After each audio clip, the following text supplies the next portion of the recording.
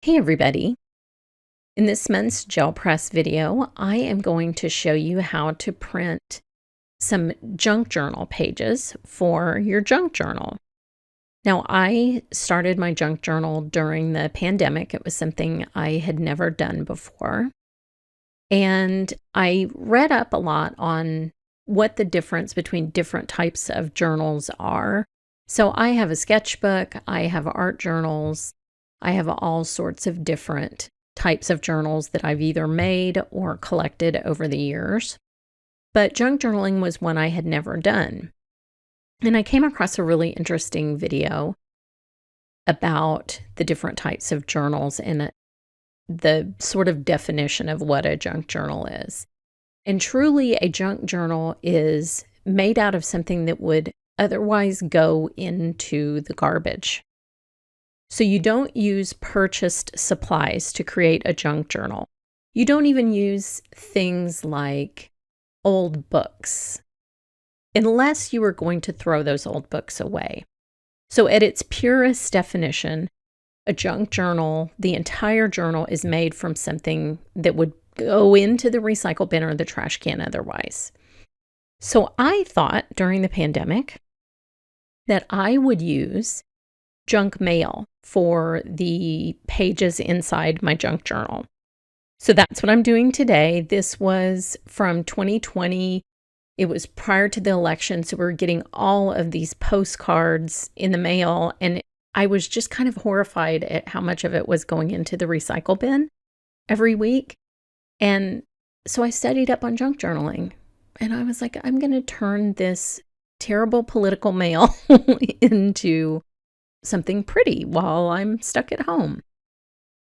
So I found that a couple of formats of these postcards worked great. And what I did was I covered them with chalky gesso. That's my favorite gesso. It has a real silky matte finish to it. It doesn't have that kind of grainy feel that some gesso does. And then I used my 5x7 press. I didn't use my 8x10 press for this or a larger press, just because I have a small desk, and so my 5x7 fits great on my desk. It's easy to film, but I am going to show you how to cover the whole postcard. Now, in some instances, in the junk journal pages of my junk journal, the junk mail pages of my junk journal, I let some of the text and some of the words peek through, and those actually became part of the journaling process. If there were words that I liked, I left those unprinted over and I would highlight them, and you'll see some photos of that.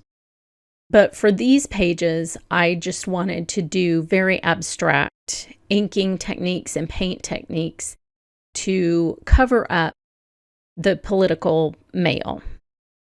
So in the process, I also got these ghost prints and second prints that I can use either as elements to decorate my junk journal, or I can use them in other ways to make cards, etc.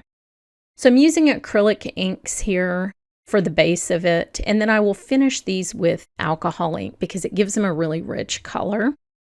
But I'm going through the same process each time. I'm even using the same stencil over and over again, and I'm just applying the acrylic ink to the plate and then lifting out some of the pattern just with copy paper as the base for another print, and then printing onto the gessoed surface of the postcard.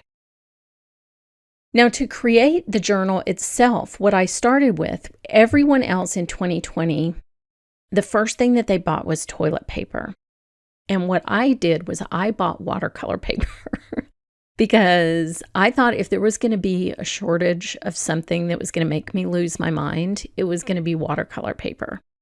So I buy these little 5x7 pads of watercolor paper, and they have an extremely thick cardboard backing.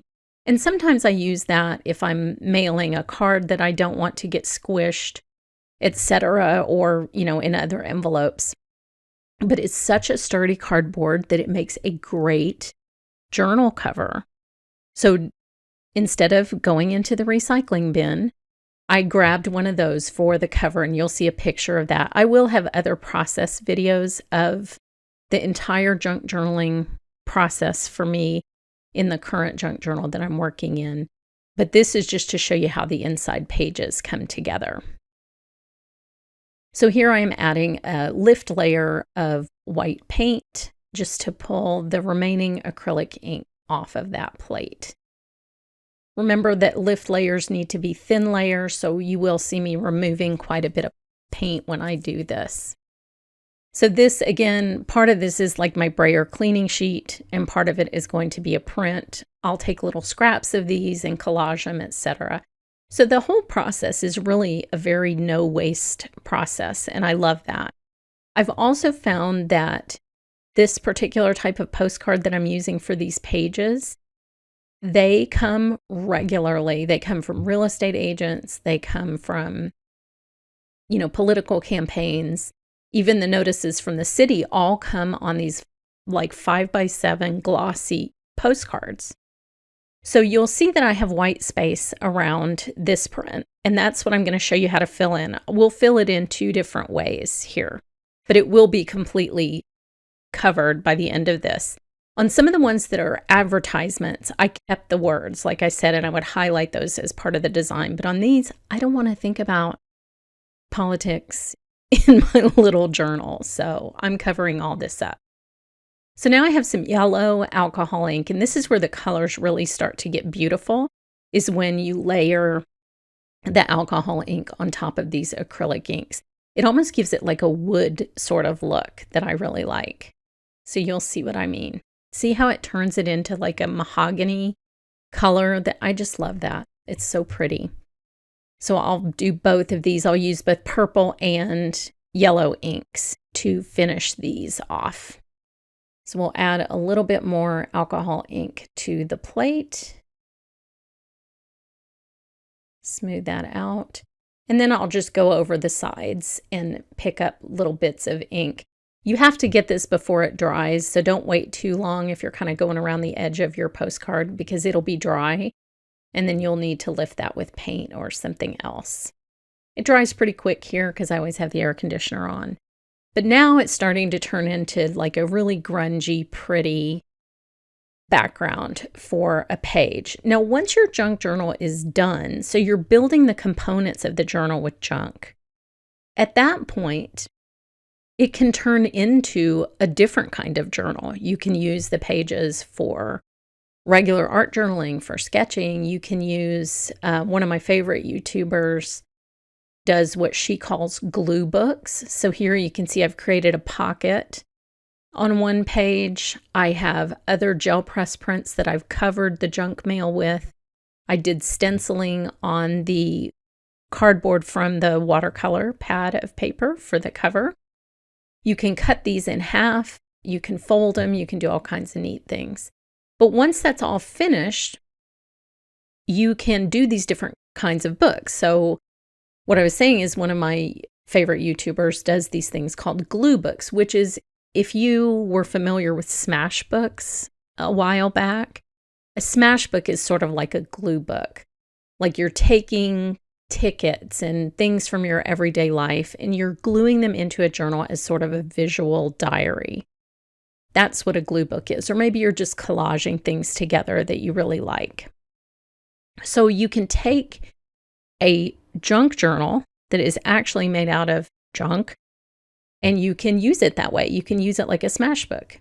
You can use it like an art journal and create additional art on top of the pages, like you saw me do on some of those pages. But to create a junk journal, you want to do that with objects that you're saving from the trash. If you want to adhere to the definition of a junk journal, obviously you can do whatever you want. You're a creative person. But I like the idea of committing to the entire thing being something that you're saving from the trash. And so all of the components of my book are junk mail, cardboard that would be discarded from the back of watercolor, pads, etc. The only thing in my book that is not junk is the little rings that bind it together. And you saw those. So those are just the normal little kind of loop rings that I used for binding, but you could bind it, you know, just with glue, or you could sew it or whatever. There are a bunch of really great junk journal walkthroughs and flip throughs and process videos on YouTube, but they're all just a little bit different. And so this one is just kind of a more purist approach to how to make the book that I find just kind of a challenge. I used to have another blog that was solely recycled projects, and that was really fun. That's always been a fun thing for me to do. So here I'm going back to the purple alcohol ink. This purple ink just brightens everything up so much. So I like to use a combination of the purple and the yellow inks. And just so you know, yellow ink will stain your plate just a little bit. You can tell I've used a lot of yellow alcohol ink in my gel press work, but it doesn't affect the way the gel press performs at all. So I'll just continue picking up a little bit of this purple, and where it fills in those white spaces, it's really pretty. It just creates kind of a glow through those little white spaces that are peeking through. And by the time these are finished, you honestly cannot tell that these were pieces of junk mail at all. It's really such a fun concept. And you sort of feel like you're getting revenge on all those people who are sending you those unwanted pieces of mail that you never can unsubscribe from. If somebody can figure out how to unsubscribe from junk mail, I would be so happy. So I'll just pick up as much as I can. And of course, the alcohol that's left behind, like I said, that makes a super fun lift print later on if you want to do that. You could also just spray a little bit of rubbing alcohol into it to make some patterns through a stencil, and then you could lift that as well. Now the alcohol gives it like a little bit of shine on top, so where the chalky gesso made it a very matte finish, you will get kind of a shiny effect from the alcohol ink, which is sort of fun. Most of the pages in my junk journal do have that shiny look, and it's really pretty. I mean, this is like such a deep layered page. I found that by doing this, I don't really have to do anything else to the inside of my journal. I can just let these pages be the way that they want to be, and they're little pieces of art all by themselves. So this one is pretty much finished. I love the way that looks. And then if you want, you could go back over this first one with the yellow ink if you wanted both of those sides of that to have sort of that mahogany look. So I will add that here. And you don't have to go through all these steps if you don't want them to look the same or sort of have this wood look, but I just love it. I think it adds so much detail. So I do like to add it. Be a little bit quicker than me about picking it up though. That's kind of the key. Very fun. I like to have the substrate that I'm printing on in my hand and then just quickly brayer the alcohol ink to get the most ink on there before it dries. And I don't want to cover these with paint to lift them up because I'm trying to preserve that stencil detail that's underneath. So that's sort of the method to my madness. And do note, if you leave your brayer with the rubber side down on your mat, like this terrible habit that you see me doing, the alcohol ink will get sticky. And so it might pull up some pieces of paper off of your mat if you do that. So just be careful about that. Now you can see I have that little line in the middle, so I'm going to get rid of that by adding another layer of alcohol ink.